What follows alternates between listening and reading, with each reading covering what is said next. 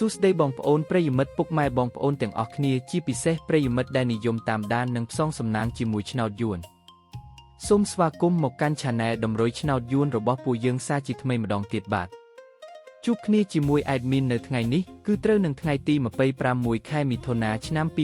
2026ពុកម៉ែបងប្អូនដឹងទេថាថ្ងៃនេះ Admin បានសម្រិតសម្រាំងដើម្បីនាំយកនៅក្របលេខពិសេសដែលមានសង្ឃឹមខ្ពស់មកចែកជូនបងប្អូនយកទៅផ្សងសំណាងហើយលាភហើយជ័យហើយលុយចូលហោប៉ៅទាំងអស់គ្នាណាបាទប៉ុន្តែមុននឹង Admin ទម្លាយលេខតម្រុយឆ្នោតសម្រាប់ថ្ងៃនេះ Admin សូមចិត្តពុកម៉ែបងប្អូនសូមជួយចុចប៊ូតុង Subscribe ម្នាក់មួយព្រមទាំងចុច Like និង Comment ពាក្យថាហេងហេងនៅក្រោមវីដេអូនេះ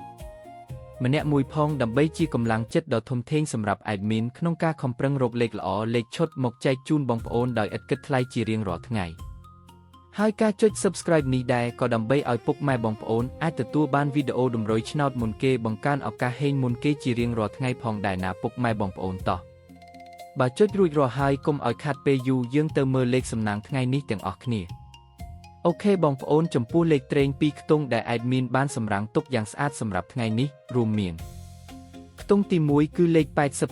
82ខ្ទង់ទី2គឺលេខ34ខ្ទង់ទី3គឺលេខ29និងខ្ទង់ចុងក្រោយគឺលេខ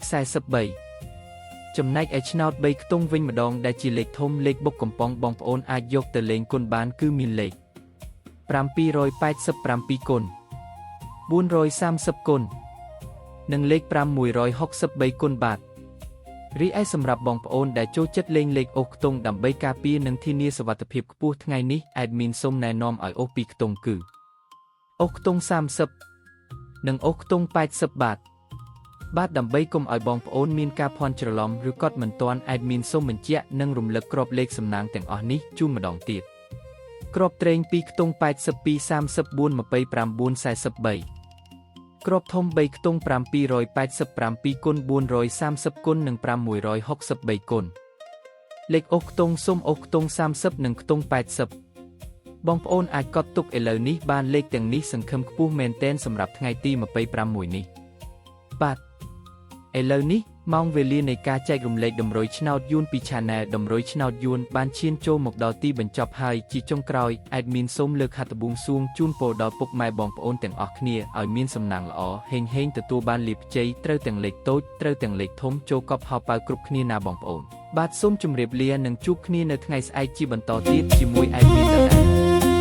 សំណាងល្អទាំងអស់គ្នាណាបាយបាយ